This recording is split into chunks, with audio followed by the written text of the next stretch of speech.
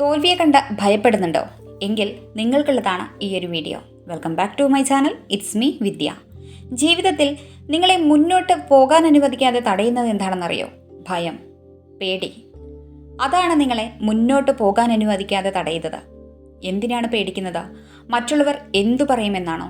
അതോ നിങ്ങളെ കൊണ്ട് കഴിയില്ല എന്നതിലാണോ? ഭയമാണ് നിങ്ങളെ മുന്നേറാൻ അനുവദിക്കാത്തത്.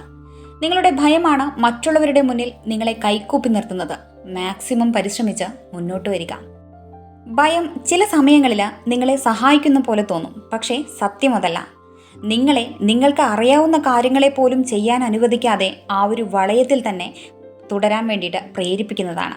ചില സമയത്ത് ഭയം നമ്മളെ കൊണ്ട് ഒന്നും ചെയ്യാൻ പറ്റില്ല എന്ന തോന്നലടക്കം ഉളവാക്കുന്നു.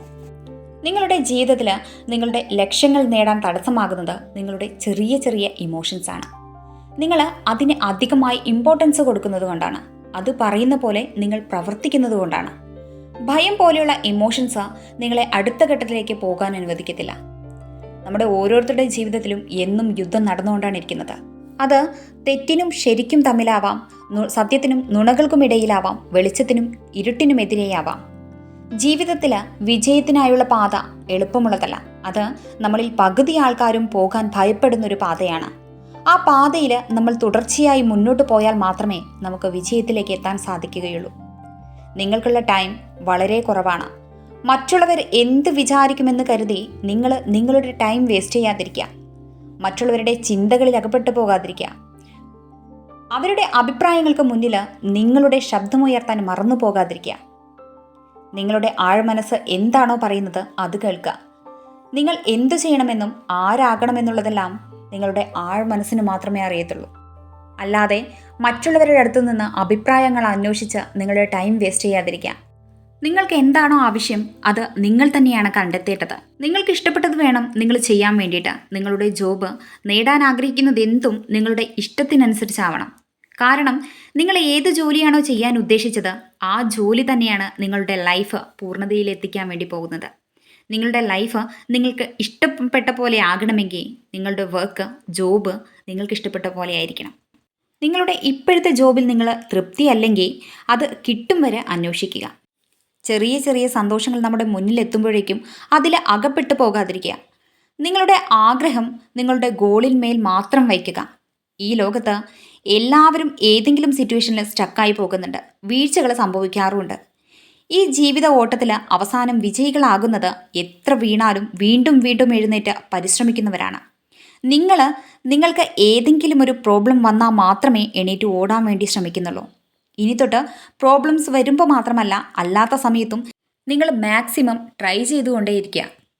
ജീവിതത്തിൽ എന്തെങ്കിലും പ്രോബ്ലംസ് വരുമ്പോൾ, പ്രശ്നങ്ങൾ വരുമ്പോൾ അതെങ്ങനെയാണ് സോൾവ് ചെയ്യേണ്ടതെന്ന് ആലോചിക്കുക.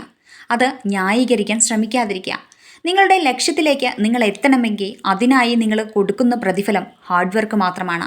അതിനായിട്ട് എത്ര ടൈമാണ് നമ്മൾ സ്പെൻഡ് ചെയ്തതെന്ന് നിരീക്ഷിക്കേണ്ടതില്ല. എത്ര തവണ വീണാലും ശരി, അവിടെ നിന്ന് എണീറ്റ് നിങ്ങളുടെ ഗോളിന് മാത്രം ലക്ഷ്യം വെച്ച് ഓടുക. പകുതി പേരും തോൽക്കാൻ കാരണം അവരുടെ ലക്ഷ്യത്തിൽ നിന്ന് പിന്മാറിയിട്ട് പഴയൊരു ഹാബിറ്റ്സിലേക്ക്, ആ ഒരു പഴയ റൂട്ടീനിലേക്ക് പോകുന്നു എന്നുള്ളത് കൊണ്ടാണ്.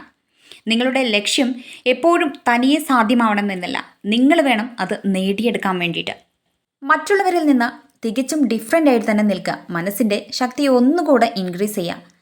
നിങ്ങളുടെ ജീവിത ലക്ഷ്യം എന്താണെന്ന് കണ്ടുപിടിക്കുക. അത് കണ്ടുപിടിക്കാത്ത കാലത്തോളം നിങ്ങൾക്ക് വിജയം കൈവരിക്കാൻ വേണ്ടിയിട്ട് കഴിയുകയില്ല. നിങ്ങളെ ഹെൽപ്പ് ചെയ്യാൻ ആരും തന്നെ വരില്ല. നിങ്ങൾക്കായ ഒരു പാത നിർമ്മിച്ച് അതിലൂടെ മുന്നോട്ട് പോവുക. ആ ഒരു പഴയ പാതയിലൂടെ നിങ്ങൾ നടക്കുകയാണെങ്കിൽ വിജയമെത്തില്ല. ടൈം വേസ്റ്റ് ചെയ്യാതിരിക്കുക. നിങ്ങൾക്ക് strength and hard work, discipline, ഇവ 3 ഉണ്ടെങ്കിൽ നിങ്ങളുടെ ലക്ഷ്യത്തിലേക്ക് വേഗത്തിൽ തന്നെ നിങ്ങൾക്ക് എത്തിച്ചേരാൻ വേണ്ടിയിട്ട് പറ്റും. ഒന്നും പ്രതീക്ഷിക്കാതെ ശ്രമിക്കുക. നിങ്ങൾക്ക് മുന്നിൽ ടൈം, കഴിവ്, സ്ട്രെങ്ത് ഇതെല്ലാം ഉണ്ട്. സോ ഇപ്പോൾ തന്നെ സ്റ്റാർട്ട് ചെയ്യാൻ വേണ്ടി ശ്രമിക്കുക.